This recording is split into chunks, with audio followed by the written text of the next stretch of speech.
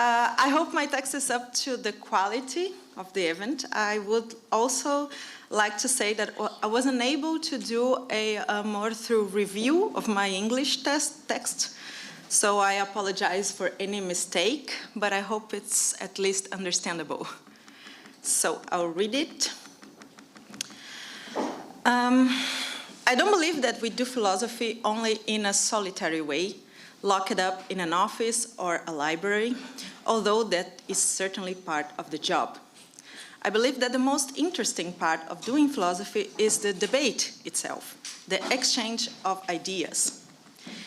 It is in the debate where we can test our hypotheses, find our blind spots, and where we have the opportunity to correct them. This is what I will try to do here. I will try to make even clearer my hypotheses that I have been working with and that I have presented in the last few conferences. In the last 3 conferences, I have presented the same idea in slightly different ways. In all of them, I have received roughly the same objections. This might mean that I was not clear enough in any previous presentation. It could also mean that my interpretations are not so good, but I won't concede that yet. So I would like to take this opportunity to make some points even more explicit. By doing this, I can test this hypothesis again, but with a different approach. And well, if it doesn't work very well, maybe I should admit that my reading is not really good, but I would like to try one last time before that. So I will proceed as follows. First, I will summarize what I have stated before in order to keep my main arguments present. Then I will indicate what I think I might have missed in order to make my arguments even clearer. This will be done taking into account the critiques I have received so far. So, my previous arguments. My main purpose in the previous text was to show that the concept of woman that Hegel presents in paragraph 166 of Philosophy of Right is contaminated with his prejudices, and that is a philosophical problem. As a consequence, the very concept of modernity that he presents in this work is problematic, since it is directly connected to that of woman.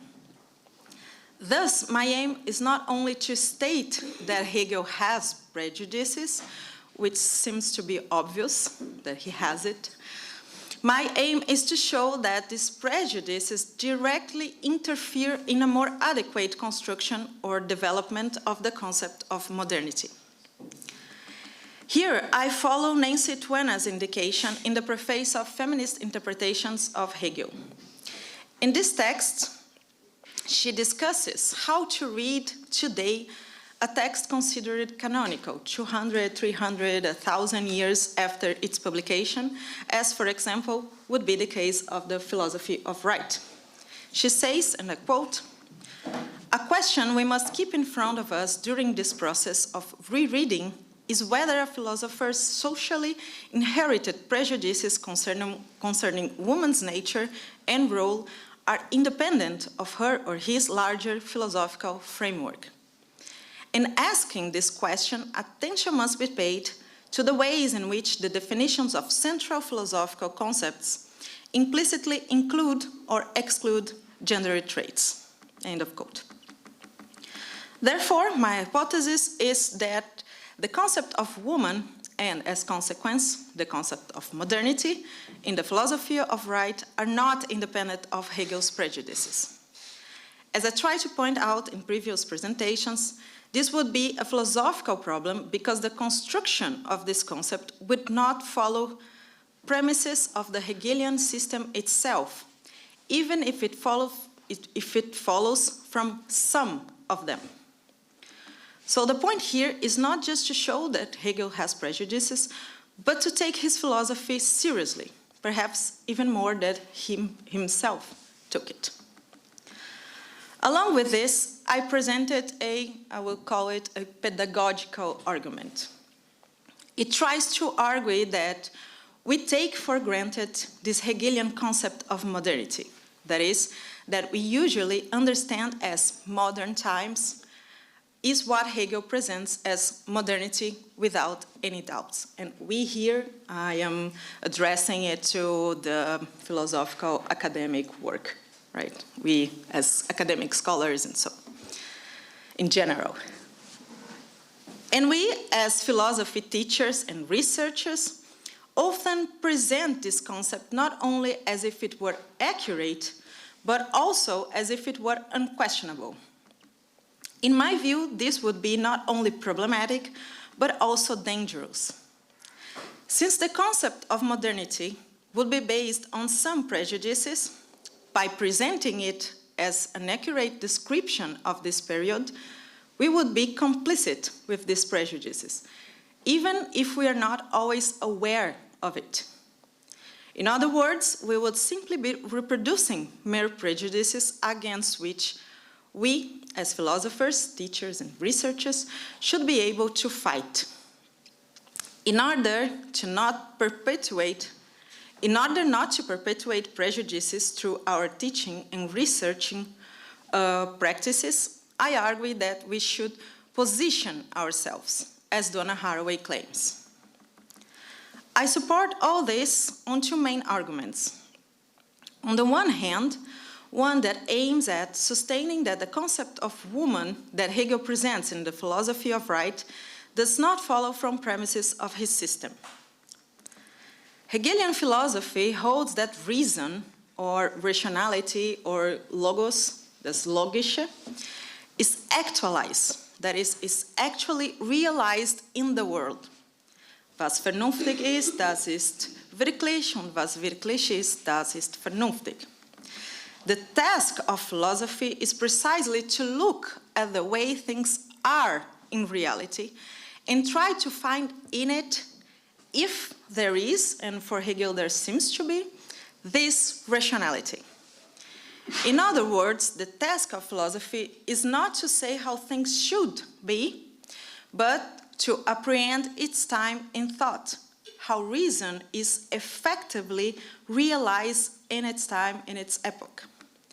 In the case of Hegel's philosophy of right, the task is to look at modernity and apprehend the modern logos, that is, to apprehend his time rationally and conceptually. This is not then a mere description of a time in a rational guise, but a demonstration of how the logos is present in his time, in this time. Taking this premise into account, Hegel looks at the reality of his time. With respect to women's right, he recognizes that there has been something like an evolution of freedom throughout history within the sphere of the family, especially with respect to marriage, as he shows in the additions of the paragraphs 161 and 162. In the concept of family that he presents, the woman can choose to whom she marries and marry for love, unlike other previous forms of marriages, such as only a sexual relation, a concubinate, or a contract. Despite of that, for Hegel, the modern woman actually realizes reason in modernity only in a specific model of family, the bourgeois family. This happens because family is the immediate moment of ethical life, and also its natural moment. It is precisely the passage from one aspect, the natural, to another aspect, the ethical or spiritual. As a consequence, the social or ethical life roles are distributed based on the natural determination of the sexes, or as we would more adequately say today, according to the anatomy of bodies of each individual in this relationship. In this way, marriage is defined by Hegel as conferring an intellectual and ethical significance from the rationality or the logos already naturally present in these bodies. This natural rationality is exposed by Hegel in more detail in the paragraph 369 of the encyclopedia in the philosophy of nature. And I will not dedicate myself to a more precise analysis of here, because I've already have done so on the other occasions, and well, we already discussed it a lot since Monday. But just to make the Hegelian argument present, I point out that in that text, Hegel argues that masculine and feminine, from a conceptually logical perspective, from logos, rational, are two opposites. This is based on an analysis of the anatomy of the bodies, because man presents external organs and woman internal organs, although opposites. They complete each other and can therefore become a unity through copulation or begattum. This logic of opposition and unification reappears in the ethical dimension through marriage, which realizes the natural or actualizes the natural logic in a spiritual or ethical way. From that first ethical determination, as members of a unity that they themselves have formed in an intellectual and ethical significance, individuals receive more complex ethical determinations. In this sense, Hegel is following the premises of his system, but I argue that he's not following at least one another equally important premise, and I will show which one below. Thus, the freedom of modern women, although greater than the of ancient one, for example, would still be restricted to the sphere of the family. This would follow from a Hegelian argument that connects logic, nature, and spirit. This argument holds that the possibility of actually realizing rationality is intimately connected with the interiority of female organs. Therefore, the woman's ethical determination is to take care of the internal issues, the intimacy of the family, the private sphere. That man's being just the opposite of this, to take care of the external issues, the public sphere. Thus, Professor Hegel states, perhaps in class, that even though women may be well-cultured, even though they may have insights, tastes, and elegance for higher science, for philosophy, and certain forms of artistic productions which require a universal, they are not made. And that is because for Hegel, the ideal they do not have. On the other hand, I presented an argument that shows that there are many real women in Hegel's time, in modernity, who do not correspond to the concept he offers in the philosophy of right. They are not restricted to the concept of the family, the private sphere and the private issues, but also participate in the public sphere, to borrow Habermas' concepts here. Although there were women within this bourgeois configuration, and that this configuration can be seen as an extension of women's freedom, there were also many women who actively participated in philosophical, artistic, and political debates. Therefore, they would not only be well-cultured, but they also have the ideal. So I offer evidence to show that modern women were not as Hegel argued they were, and thus to argue that the logos was actualized in these other models of women as well. That evidence was, as said in previous writings, a number of women philosophers who were as much interlocutors of other thinkers as fundamental for the latter to build their own theories, but also women who published their own works, who introduced their own ideas. Thus, they would have been essential to build modern thought and modernity itself. My examples were Elizabeth of Bohemia, Olympe de Gouges, Mary Wollstonecraft, Anne Conway, and Caroline Schlegel-Schelling. By this, I wanted to show that not only is the Hegelian concept of woman free woman who actualizes the logos in modernity, problematic, but also the very idea of modernity has problems. It does not take the complexity of women into account, silencing them, erasing their works and their importance in whatever we call modern thought or modern times. Briefly, my conclusion was that we should be careful in considering what Hegel calls his time. Perhaps we should not buy so easily the configuration of modernity that he offers, even more so if there is strong evidence that points to the fact that this notion may not be so adequate. If we insist on this configuration as the modernity or as Hegel's time, even with this strong evidence pointing to other directions, it may be the case that we continue to silencing those women. So my final question was, of what times are we children? So to rethink the problem. Well, right from the start, I would like to make two things very clear. First, I am holding that Hegel has prejudices and that he shows them in his concept of woman in the philosophy of right and in other parts of the system, not only regarding women, but let's keep the focus. It is because of this that I argue that his concept of modernity is problematic. However, this by no means implies that I am defending that we stop reading Hegel or that he is irrelevant to our culture or our time. That is not at all in my previous presentations. I think there are many interesting things in Hegelian philosophy, including important contributions to feminist philosophies, even if he himself was not a feminist, and I don't even think that that's the point. However, that does not mean that his philosophy is unquestionable.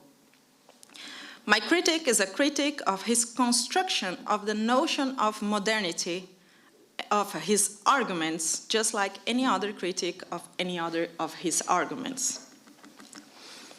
Second, when I say that we must position ourselves, as Haraway points out, I am calling for us, philosophers, researchers, teachers, to assume our own responsibility in interpreting text and contexts. I am calling for us to assume our own responsibility in interpreting what we call reality, in reconstructing the dialogues of an epoch and of an epoch itself as a whole. As I presented in a footnote to previous texts, and perhaps should have presented as part of the text itself, as I do now, in Situated Knowledges, the Science Question in Feminism and the Privilege of Partial Perspective, published in 1988, Donna Haraway presents an overview of ideas of what we call feminist epistemologies. In this text, she argues that it is necessary to take the question of the body seriously in epistemology. She also argues that this is exactly what would allow us to see that the so-called objective, universal position is nothing more than a science made by a body that occupies a position of power. This is the case of, for example, a white European man like Hegel. It is crucial, therefore, not only to recognize that this is one among several perspectives, but also to indicate other perspectives. This is what taking a position in the debate would mean. That is, taking responsibility for the kind of discourse produced and reproduced under the label of science in order to take it seriously a critical scientific project. Therefore, if we leave out an important part in the construction of ideas about an epoch, the consequence of that are our responsibility. This is precisely my claim regarding to the Hegelian notions of women and modernity in philosophy of right, and precisely because I take his philosophy seriously as a critical scientific project, as he himself claims to be.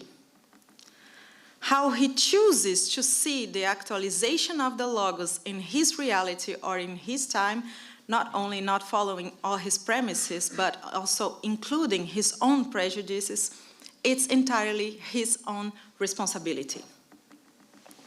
However, this does not mean that because of this, we are all now obligated to discuss only feminist theories. Nor does it mean that we should put aside our research that has nothing to do with feminism and only discuss the problem of the silencing of women throughout history. My claims are, we need to be aware that there is a systematic and historical silencing of women, and because they were women, we may be reproducing this silence in our research and teaching practices, and perhaps we should reconsider these practices. If our research has nothing to do with feminism or with the issue of the notion of woman, we can still fight against the silencing. We can, for example, read and discuss more women philosophers, scholars, and commentators who investigate the same problems we do, put them in our bibliographic references, and call them to colloquia or symposia to present their own research, and so on. These are also ways of positioning ourselves and taking responsibility for the kind of discourse produced and reproduced under the label of science. Moreover, perhaps my previous texts have not made some important things explicit. First, I argue that the Hegelian presentation of the notion of modernity is based on a concept of woman that, while recognizing some gaining freedom throughout history, still carry prejudices. This means to say that the whole argument about the relationship between logic, nature, and ethical life, and how those things determine social roles, is not only based on a logical development, but also on Hegel's opinion. This is problematic because he himself warns us in the preface of the Philosophy of Right that mere opinions should not be part of philosophy if we are committed to the investigation of truth. Only logical development should be part of philosophical discussion, especially when it comes to the pursuit of rationality, or the logos, that will be present in reality. That is the whole Hegelian discussion of the preface. What it is to develop a philosophy as a science of right, state, and public matters. This is by no means to present a series of merely subjective opinions, contingencies, and ideas on these issues, even if this investigation is a child of its time. That is what Hegel says he will do, present the rational development in reality, the actualization of logic, and not its mere opinion. In spite of that, what Hegel actually does in the paragraph 166 of Philosophy of Right, especially in the addition, in my view, because of his prejudice, is not to follow his own premise, not to give his opinion, and end up precisely giving only his opinion. This is an improper move and therefore needs to be underlined. Another clarification that may be missing is, in my argument, is that which Hegel presents in the preface of the Phenomenology of Spirit. The truth is the whole, or der Wahre ist das Ganze. This is an important reading key to understand what I am proposing here.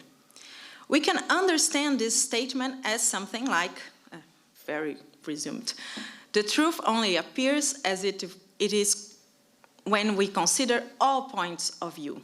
The more, the better, or even the truth is the universal. The Hegelian interpretation of modernity as an actualization of the logos claims to be this universal, a universal perspective offered by his philosophy. It claims to be the whole.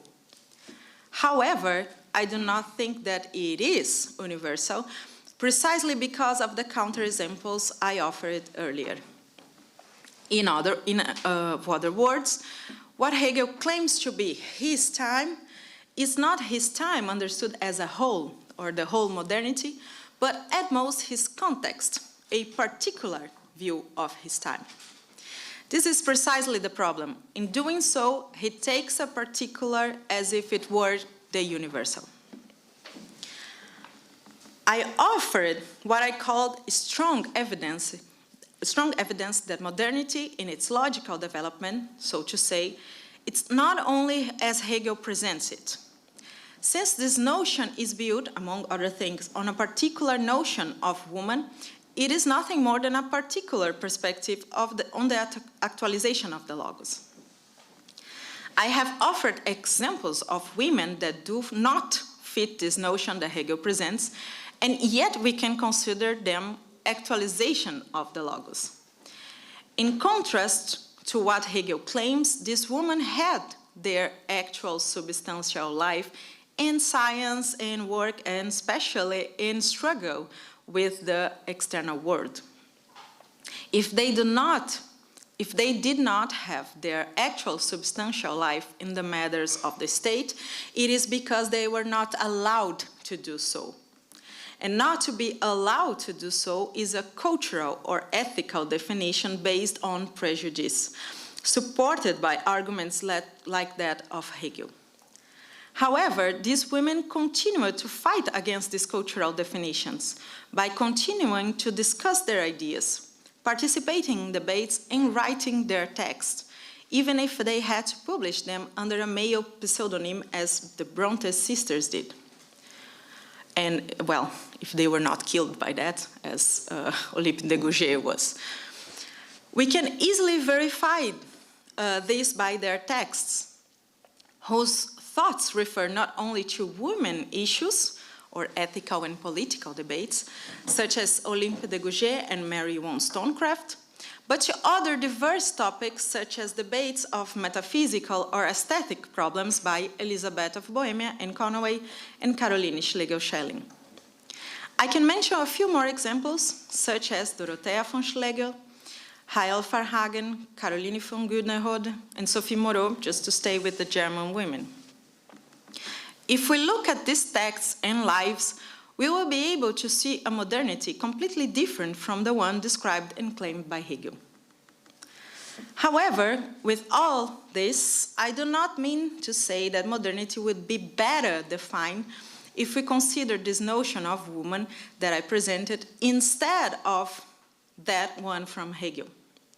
In my view, this would be just replacing one particular with another. The general idea here is that we can have a better view of modernity, and perhaps of history in general, if we consider all the diversity of women and men that appears there. Those women of the bourgeois family and those others. I claim that this is to consider the whole, and only in this way we can visualize something like the universal, if there is something like that. Therefore, only in this way we could get closer to the truth if we are really pursuing it. I believe that the Hegelian notion of diversity, the one that emerges from a dialectical relationship between identity and difference, can be one of the elements that help us to understand how singularity, particularity, and universality are articulated. Another element can be the idea of internal differentiation of the whole, with which Hegel also works in the discussion about the syllogism. I believe that we can avoid inappropriate generalizations by working better with these concepts and their relations in the context of discussions such as the notion of woman or of modernity. This is also what I mean by taking Hegelian philosophy really seriously, perhaps more seriously than Hegel himself did, because as I see it, Hegel does not seriously consider the notion of diversity in this discussion. However, these ideas I would have to discuss another time. What feminist philosophers are questioning, to conclude, about these canonical authors and canonical texts, such as Hegel and philosophy of right, is the claim of universality universality in notions based only on particular perspectives.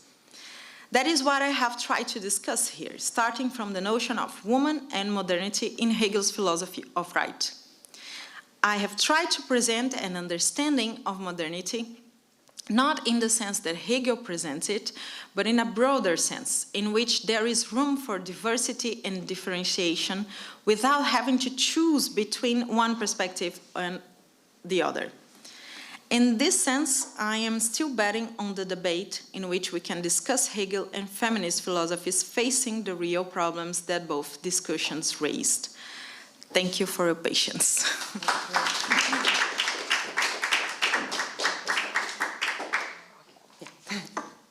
Andrea. Okay, yeah. Okay. Have them. Yeah, zdravko.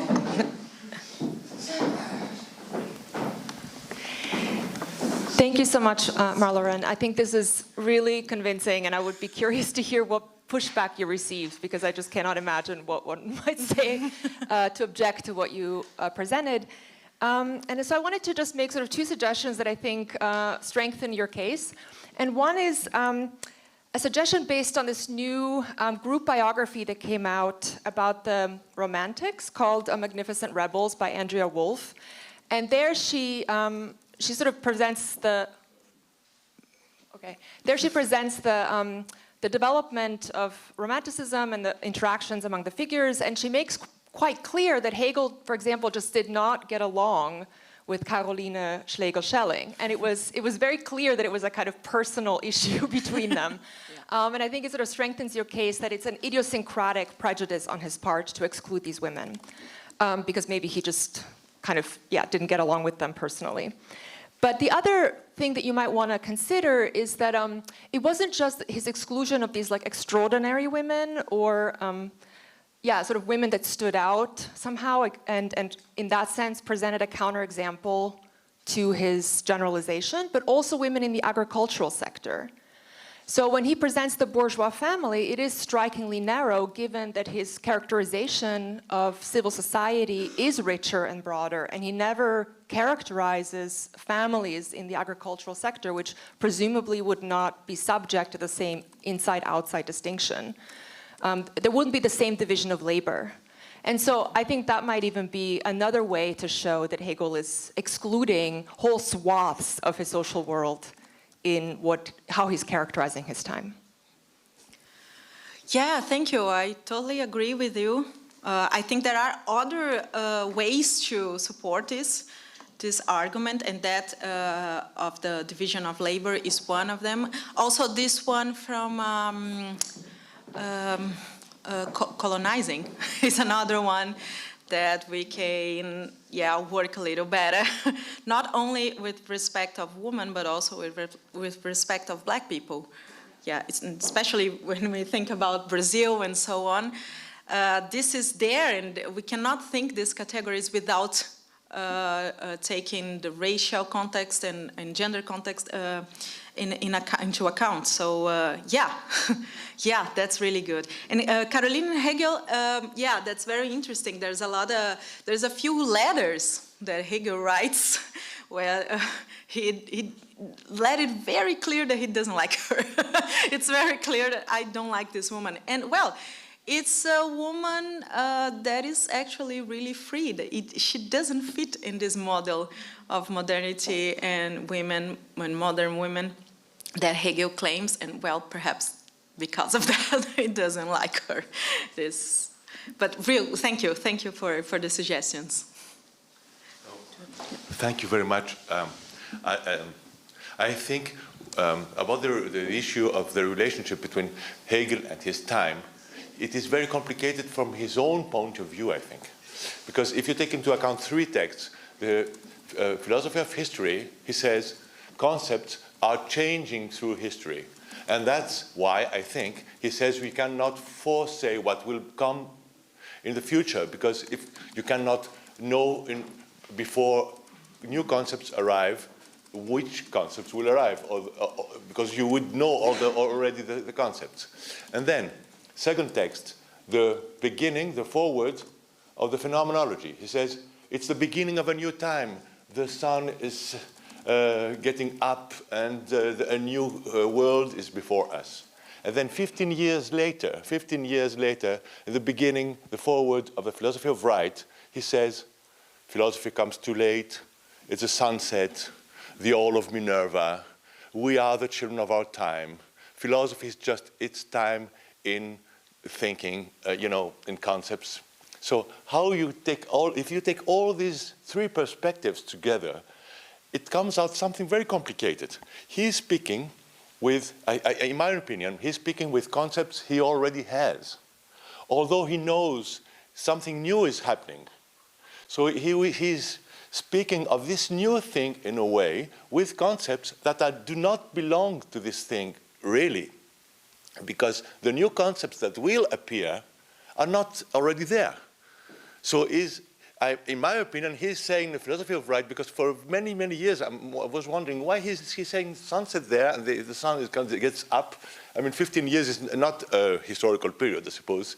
From 1806 to 1821, it's short for the sun to get up and down in a historical way.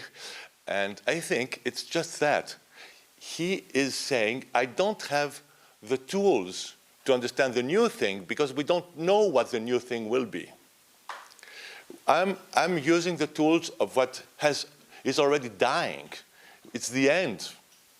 What I'm describing is not is in a way the new world, but with the tools of the ancient world. That's the meaning, I think, of the All of Minerva. Otherwise, it makes no sense. It's saying the contrary of what he said 15 years before. I mean, that was just to support your thesis. Yeah. No, I understand, but one of my, I understand that maybe Hegel became more conservative as he was getting older. So this could be a good answer too. He seems more revolutionary in the phenomenology, I think. If you read the letters, yeah, well, he still is for the revolution, and he says the big comedy, the restoration, the thing. But he puts a woman in the beginning of history of the spirit, right? It's Antigone. It's not free that he does that. So it seems to be a little more open when he writes the philosophy, the phenomenology, and not so open or a little more conservative in the philosophy of right. I was not talking about his relationship to women, just in time, Yeah, I understand. But also, I would like to try to think that these new concepts are already there. He just couldn't see it. It's already there, but he didn't say it. It's there in these women, and in all women in the whole history also. But it's there already. They are already discussing these issues, but he chooses not to be part of it. He chooses to look on other ways, which are okay, it's fine. We all have to look in our own ways and not see every time the whole, but we have to have this in the horizon, so to say. And I think he loses it sometime. And that's the point here. He does this without looking at this whole or this horizon, so to say. And in this sense, these concepts of the new or the future, I wouldn't say that because, well, he's claiming that he is a philosophy of the present. He won't say anything about the future. But I am not talking about the future. I am talking about his present, that he was unable to see. And that is the point, I think. But thank you. Thank you for the comment. The things with women were belonging to the new things that were appearing at this time. I don't think it's new. That's the point. Okay. I don't think it's new. Fine. Thank you, Marloren. It was really great. I really like your paper. Thank you. And I have just one simple question, because you used the term we many times during your presentation, and I find it really fascinating and really in line with what you are going to present. especially because when you talked about our collective responsibility in giving an account of a philosophical or scientific account of reality. So I wanted to ask you something more about this collective communitarian work that we should have together to build a proper image or perspective of reality. Yeah, well, as I said before, this we is addressed to our community, scientific community, and so. Because I think that we are still not discussing modernity and history in general, but let's keep the point. Modernity in a proper way. We are still not talking about these women, although they were there, although their works were important to Descartes, to Leibniz, to Hegel. So this is important. When we try to reconstruct some of these debates, we tend to let it aside if they were not there. But that is problematic in itself. How can we possibly reconstruct it without part of the discussion? Right? I remember that in the 70s in Brazil, there was this collection of books, around 30 books, I don't remember well. It's called The Thinkers. And there is 30 books, so to say, all men, male books. So there was Plato, Aristotle, Hegel, and so on, but no women on it. And in this specific volume on Descartes' thought, there was some parts of the discourse de la méthode, the meditations, and so on. They did these letters, this correspondence between Descartes and some other authors, Hobbes, for example.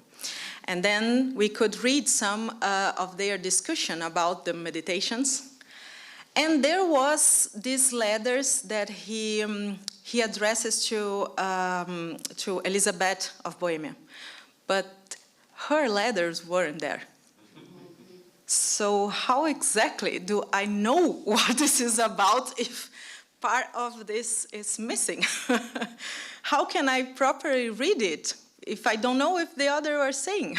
So yeah, this is just an example, but I think that we're still doing something like that.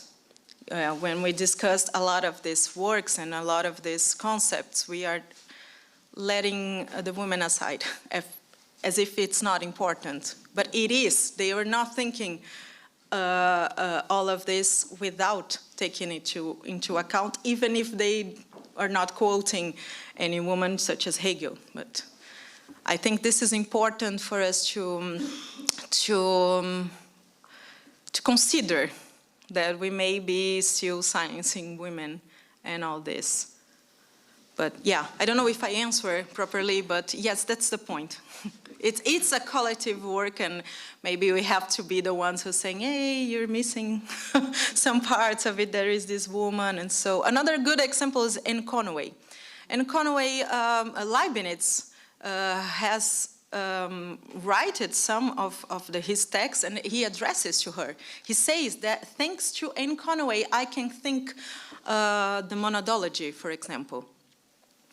And we tend to forget it. So it's a woman who was thinking about the whole idea of monads and so on, and we just forget it. We say that it's a Leibnizian idea. It's not exactly just Leibniz who we're thinking. He's not thinking alone, and he's thinking with a woman. And this is important to point out. That's it. Thank you. Yeah. Hi. So thank you so much for your talk. I also think it's just great. So I also would like to hear, first of all, okay, what were the critiques before? I think, yeah. That's my first question.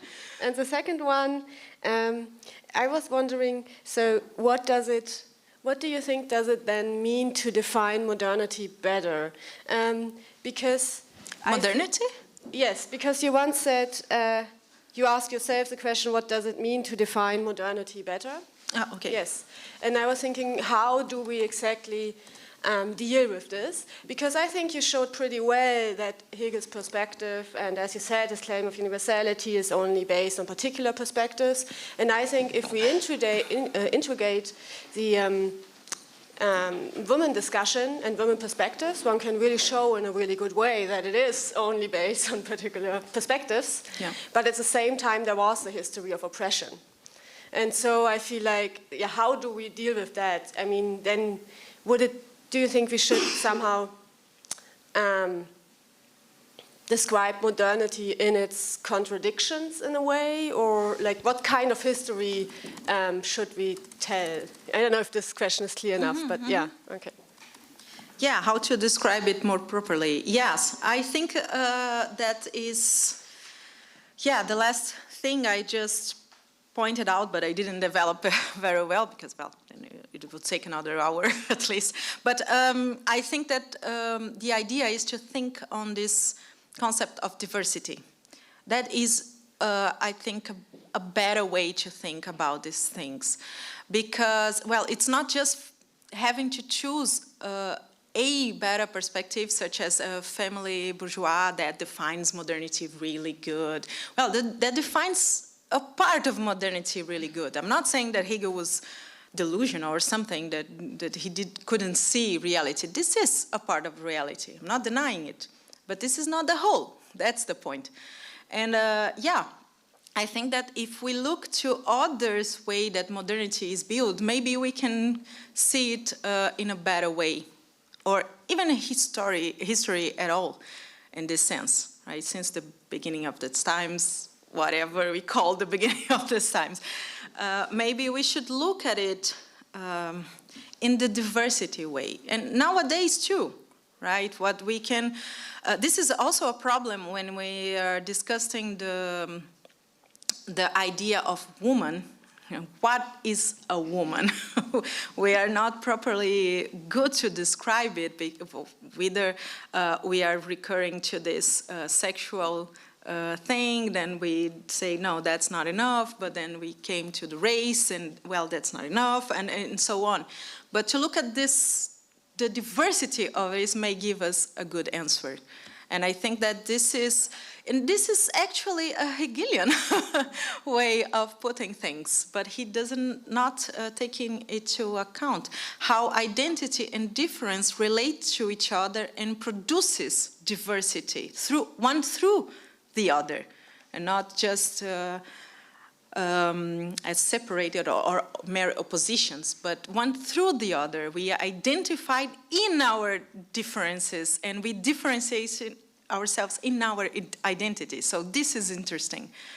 Well, we may not have to buy the whole package, but we can discuss it better. But it's a good insight, to say the least, right? To think on diversity in these ways. And I think that's the better way to think about it, in a diverse idea, not only focusing, oh, that is where reason are, and this is not really good reason or rationality or logos, and so on. No, it's all over it, maybe. If there is, in reality, maybe it is in this way. But I don't know if I answered you, but yeah. Okay, yeah? Yeah, no, you did. Because, yeah, but then this would also mean, for example, that we would have to look for philosophical works, not only in books and all this, but we need to take seriously letters and all this. I mean, and that's already happening, but somehow, you know, I once had a discussion with someone who would say, for example, well, but Elisabeth von der Pfeil, she isn't a philosopher, so why should I consider her? And this is like just reproducing the structures that are already there. And that's why I said then we need, yeah, to widen our concept of philosophical works, and that would be a good thing, I think. Yeah, I think this is a good way to say it. I am betting on it too. That also the point of what exactly is a philosophical text is a good question, because when we look at history, we tend to read this diversity of texts only in a male way. So we tend to agree that a dialogue that Plato has written is a philosophical text. But if a woman who should play, who'd written a play, we tend to see that, no, this is only literature as a minor thing, because literature obviously is not so good as philosophy, and well, there is a lot of prejudices here. But the whole thing is that when we look at these works that are made by women, we tend to disqualify as philosophical texts, although we tend to read something like Wittgenstein writing are philosophical. It's a lot of just statements. So yeah, that's actually a good question. Thank you. I added myself to the list. And then we have Jamila and Jean-Baptiste. But I did this when they know, and you again.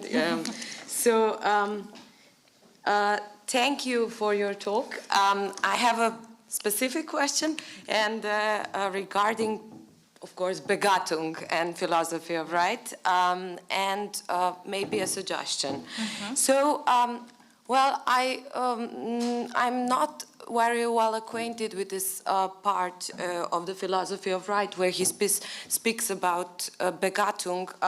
So I was just thinking, is it really this simple interaction, you know, between human animals who copulate so as to express the genus, to unify themselves by being by nature unequal? Because what this logic leads to is, you know, these common statements that, of course, express some a way of thinking, which I find utterly perverted, and it is this: there are no women and men. We are all humans, or we are all rational agents, or you could also say there are only differences, and so on. Just fill in the space, blank space.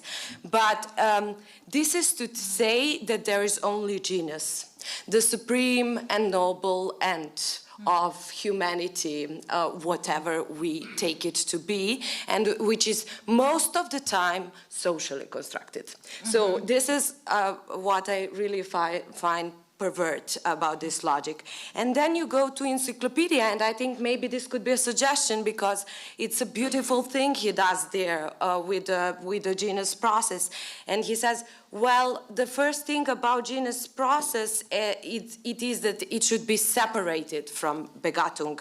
So it is in and within the genus process, as he conceptualized it in the encyclopedia, we actually start from differences. So there are men and women and other sexes and, you know, philosophers and so on and so on. And then this is the starting point. We go from here, and then, okay, of course, there's a question that is posing itself: what about the universality and where to put it? And you know, love maybe was not was a placeholder, but I don't want to go now there. But what I really wanted just, you know, to point out that. Maybe the genus process, he describes it there, can be a useful tool to start from. I'm interested, what do you think about it? Yeah, thank you. Yeah, thank you. I think, I would have to think better about this. I am concentrated on what Hegel says about the encyclopedia in the philosophy of right. But yeah, we can rebuild his own argument through from the inside of it in the encyclopedia. But he suggests to come back there in the 369, and there he is presenting this copula, this Begattung, in this sense that external organs, internal organs, this is an opposition, and then they can become one. And this happening in marriage, that's the passage. But yeah, we can obviously discuss if he is actually authorized to do this with his own theory. I think that might be a good suggestion to do it. But then I would maybe, as Karen has said Monday, that why is that an opposition at all to begin with? Why having external organs and having internal organs have to be an opposition at all? That's a good question to do. And then, well, again, since the whole premises has problems, I think, and Hegel just follows what he wants to here to sustain this bourgeois family only in this. But yeah, I would have to think about it in the genus process. Maybe it is a good way to also to rethink the whole philosophy of right. Yeah, thank you. Thank you. Yes. Can you hear me? Yeah? Yeah. Okay. Yeah, thanks a lot, Marloren, for your talk. I have a couple of questions.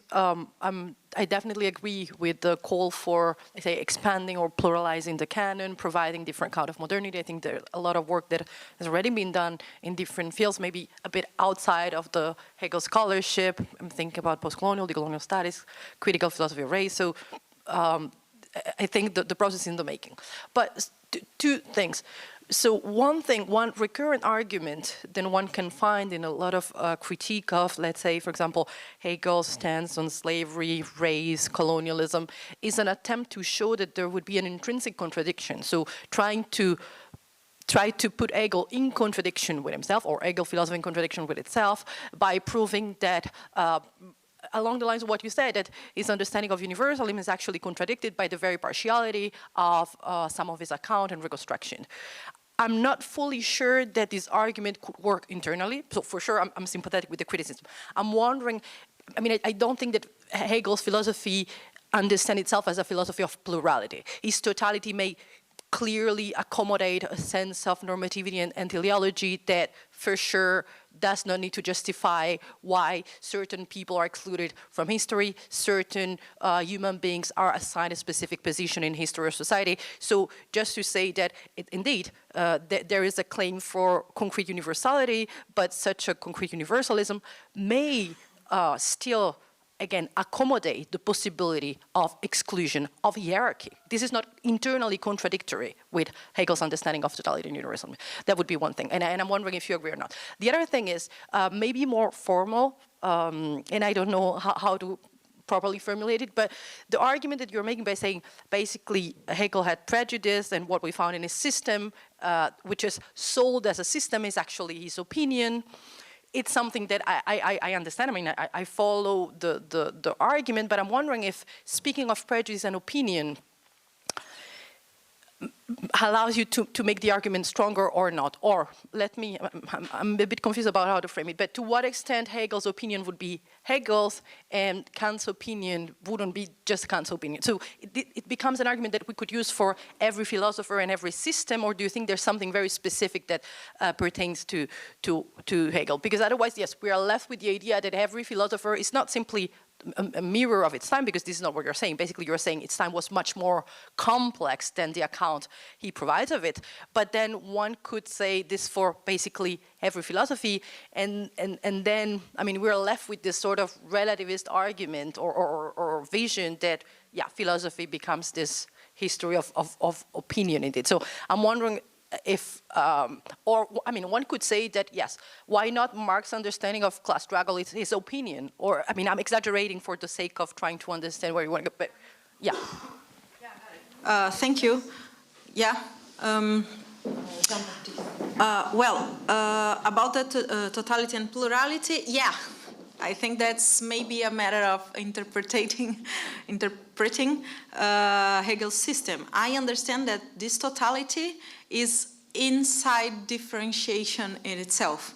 It's not simply erasing the differences and constitute one big whole with nothing. Sorry, I'm not saying erasing differences, but creating a hierarchy of differences. not everything, I mean, there's a positionality of everything which is in it. So it's not just this unified, horizontal, plural organizational differences. Yeah, I think there is, because of the teleology,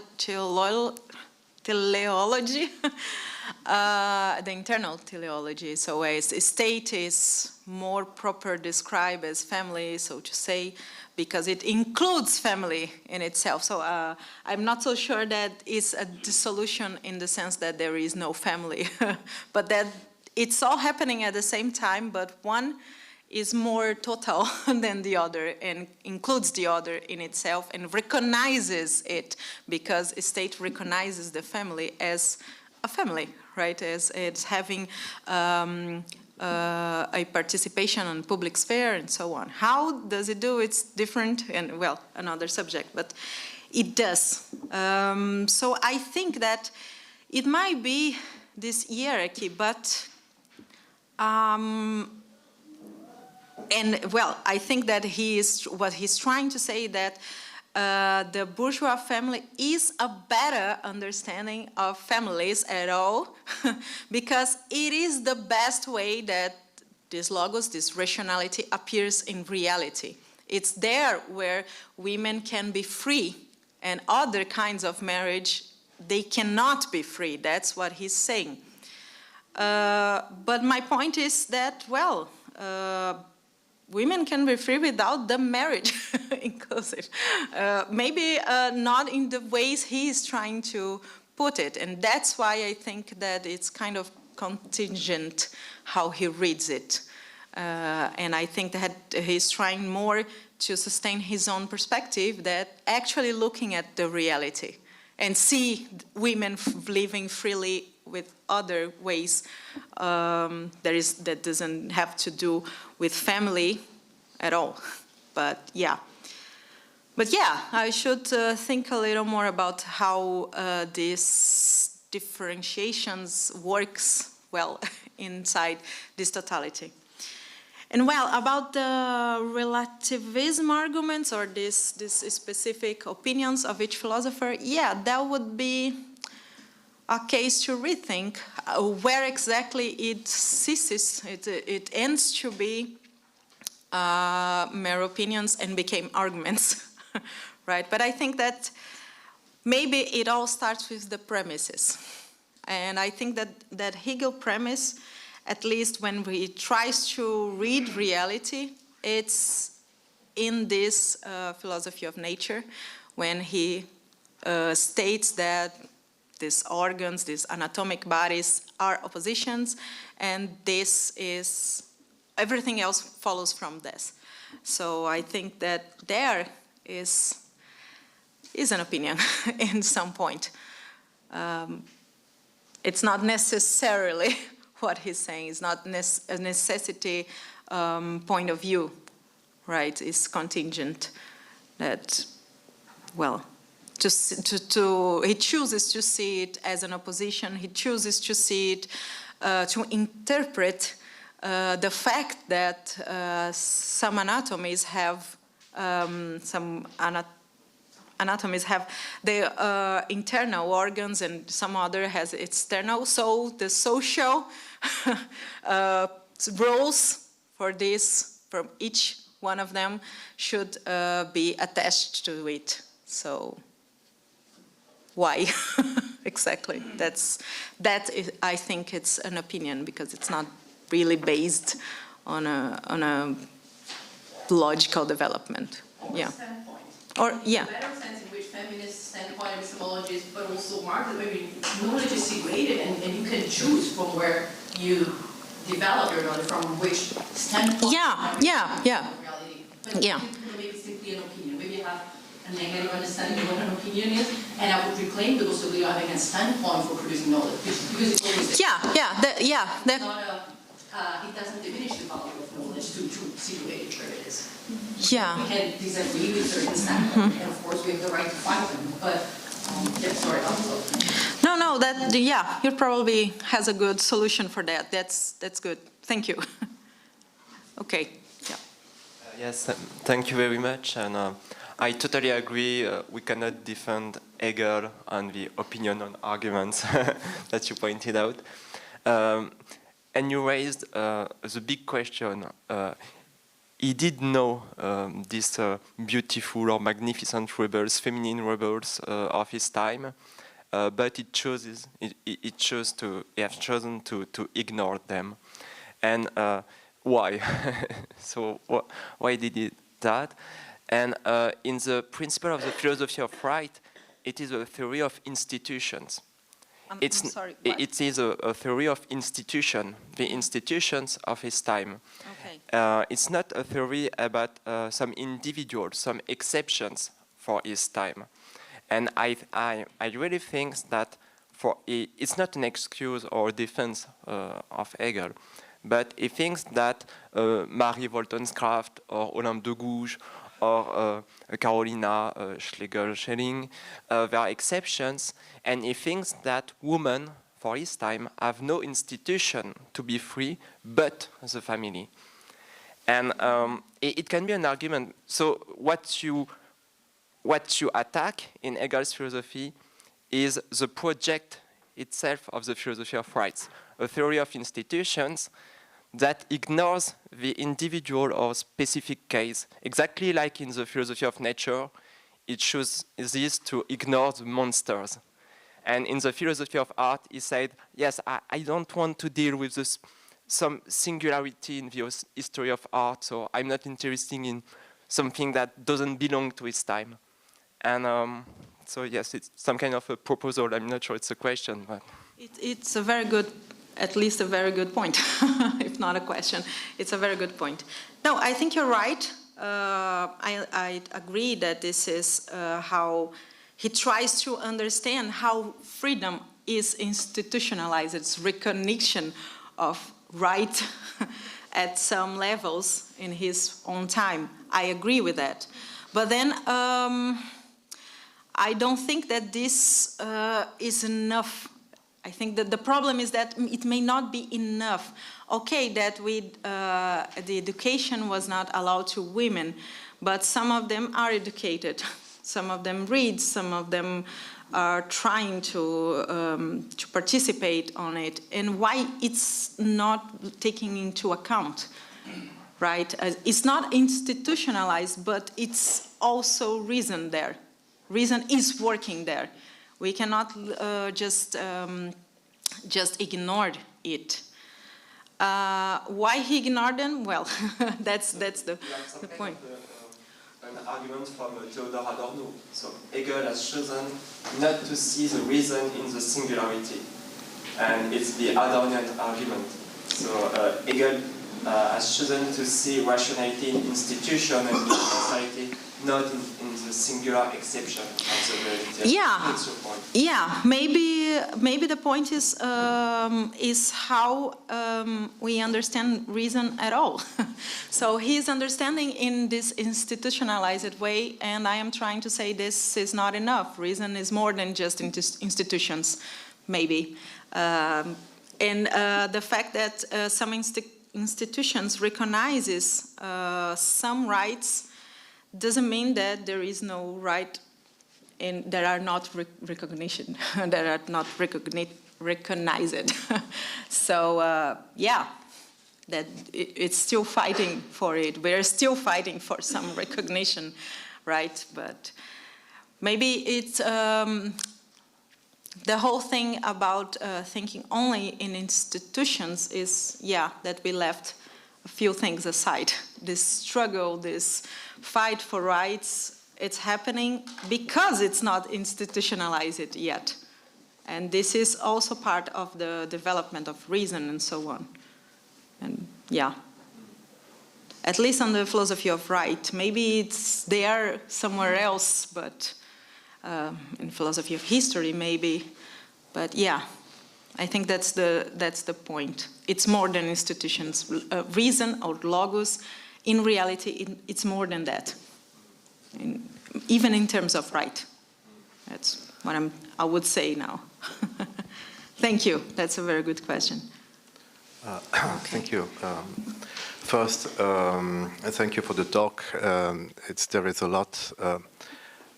One cannot but agree on what you said, and I would ask this question once more, but probably we are now too late.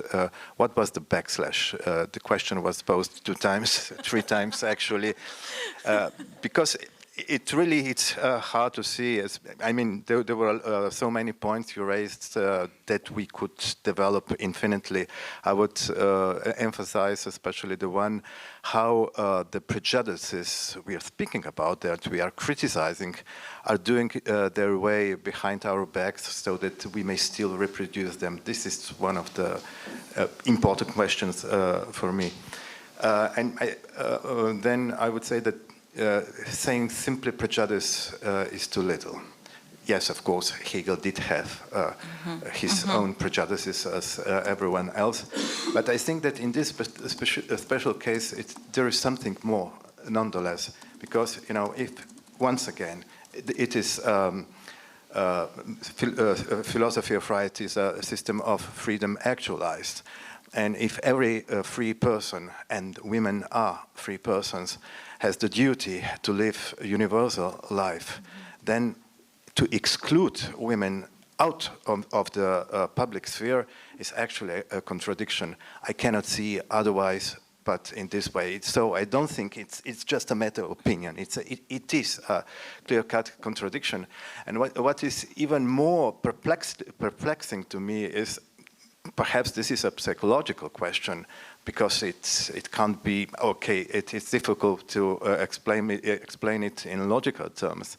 Namely, Hegel was well aware that here something went wrong, because he wrote on Antigone his complete counterexample of what he did with a woman in the philosophy of right, and he, and this is really appealing to me, cited Antigone as the example of women's piety. This is not a picture of family happiness. This is the tragedy of family. And there is one more point in the text on the scientific way to treat natural right. He tries to interpret Platon's state as a kind of model for the present times. And he there includes 2 Stände, 2 estates, der Stand der Freiheit und der Stand der Unfreiheit. And he said it explicitly. Well, one part is condemned to politische Nullität. And I think that Hegel became Hegel at the moment when he realized the importance of the right of subjective freedom to have its particularity satisfied. And this was considered a pre-modern institution, which in the modern times isn't viable anymore. However, knowing all that, he used, in my opinion, precisely the model of 2 estates to think of the sexual difference and the distribution of roles in inside the family. And this is something, this is not only a contradiction, it is a blatant contradiction. He knew all the arguments and he did it. This is something I cannot understand, and I would like to help me. I'm lost on this one. And just two more comments. I think that Jean-Baptiste had a very good reason. The exceptional cases are always, not always irrelevant, but it can be dealt with easily. Hegel didn't want the positivity, the world as it is, to comply to his notions. When he spoke of realization of right through law, he included explicitly the possibility of violating it. Verbrechen is a part of it. And the question is not if there are some exceptions, but what the institutions do with it. And I think that he thought that they could tolerate them, that they could swallow them up. And in general, he was right on that account. Yeah. The institution functioned non-obstant of these counterexamples. So I think that we need something more. We need something on the logical level. And reflecting on what happened in last 2 days, including today, there were a lot of good arguments, good direction to let's say, explore. I think one is this idea of conceptuality that doesn't want to, concept that doesn't want to split in equal atoms. The other is the question of nature, how to reappropriate nature within the institutions of modern world. And I think that this is a question that was very little in general, and here is okay, in general, that is very little commented. And the last suggestion would be in relation to Fichte, that perhaps he nonetheless accepted the proposition of Fichte in other package.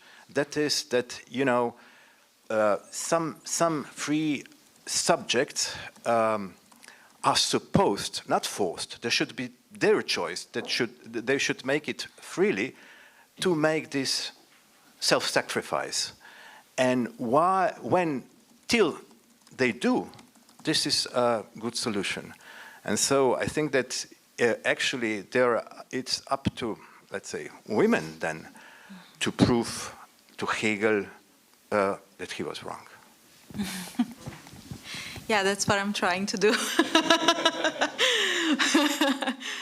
Well, I don't know if I will be able to answer all of it, but the first thing, what was the critics I received? Well, there was a lot, actually. One of them is that it came specifically from this pedagogical argument that we have to position ourselves. People understood this as our saying that, well, you are not talking about women, and that's the problem. And, well, that's kind of what I was trying to say. But not in this sense that we only have to talk about this, as I was trying to answer it. But that we, I don't know, if we have to talk about the absolute, for example, we can include women's perspective on it. There are a lot of scholars that are talking about the absolute, and they are not quoted. They are not even known because of that. We are only recognized as philosophers when we're talking about feminism, and this is a problem, too. We can do it. We can talk about any other subject, right? But we are not always into this debate unless we ourselves create these spaces. We ourselves do or organize something, and we call each other to be there. If not, then we're not there. This is a problem. But to point out this, well, I wasn't always presenting these ideas to people who are aware of the feminist theories and so on. And this was kind of shocking that these perspectives exist, and it will be some kind of a criticism on our practices as scholars at all. This was kind of shocking for some people who are, well, I understand we have a lot of work to do. It's a lot of text to read, and okay, it's fine, I do understand. But when I say that we have to read more women, I am telling that we have to work more, even more. And yeah, we have to. That's our job. That's why we're here for, too. We have to. If we are trying to do a good job, then we have to do a good job. That's the point, right? And that it was kind of shocking for me, too, that I have to say something obvious like, we don't have to talk just about feminism, but we can be feminists in our practices. That seems to be obvious to me, but it is not obvious. So it have to be stated. That's one of the things. And the other, well, that is well, then you were saying that we have to stop reading Hegel and read those women. So no, we have to read everything we can. So it's not one or the other, right? And that's not the first time, and that's not only in Hegelian contexts. It happens with Kantian and also Benjamin and a lot of other scholars that has other subjects. When we say, yeah, the question is, are these categories that this guy here presenting enough to think reality? Do you think that, or maybe we need another categories that is not there because they have these blind spots? Because they're male, European men, and this is taken as a critic, I don't know, really aggressive. Well, feminists are known by their aggressivity, but this is taken really in an aggressive way, like what you're doing is completely wrong, and it's a bad job, I won't take it for real, that's not good. That's not what I'm saying, I'm just saying, well, but it is enough. If we look reality with these concepts, with these categories, it is enough. I don't think it is enough. Maybe even with Hegel problems, I really like Hegel's philosophy, that's why I'm talking about him. But it is not enough. It has its own problems, so why not to consider it? Why we have to take it so personally, maybe? But this was something that happens a lot when we are not talking with people that are acquainted with feminism and all these other theories. And the other thing is why I choose to talk about it. One question that I receive is, well, okay, but is it good that we insist on Hegel's prejudices? Why we're not just accept that he has prejudices and move on and talk about other things? Let's talk about what works on his system. Well, okay. But first of all, I think we have to be critics on his. It's not just talking about what works, that's not how it works. But that nowadays, and I'm taking Brazil as a scenario here, as a standpoint here, people are using this kind of texts where philosophers are being have this prejudices to perpetuate it, to reinforce it, to say you are a woman, you should not be here. Hegel is saying this, not me. This is happening in our universities with our students. And we have to have arguments to fight it back and say, no, no, no, no. We're not going to accept this kind of things anymore. This is wrong, and you are not allowed to do it in a classroom, in a democracy, in a freedom place, etc. This is happening. It's there, and it's way much closer than we think. So I wrote because, well, one student actually used it, this paragraph, to against another student that was a girl, was a woman, to say that she couldn't speak anymore in the class, that she was allowed to do it. And this is really, really bad. And well, as professors, as teachers, we cannot allow this to happen. But with arguments, right? We can discuss why he cannot say that, but we have to discuss it. It's not an order or something. And I think this is still shocking because it seems really obvious to us that this is problematic, but it is not obvious. And this is mostly shocking. It's not obvious. Some people are still agreeing with this kind of things. It's more actual than ever, this kind of prejudices. And well, but yeah, okay, this was some of the critics. And about the other things, other ways, yeah, Yeah, I think this is why I what I wanted to try one more time, so I can actually see where are the problems of this, of my argumentation, such as the institutional perspective, or so. So I can actually work with this. This is a philosophical discussion, not just talk about prejudices and so on. But yeah, I have to give 2 steps back so I can move on. That's part of the job too. But yeah, thank you. I don't know if I do answer something, but yeah, thank you. Thank you for your talk. Yeah. Thank you.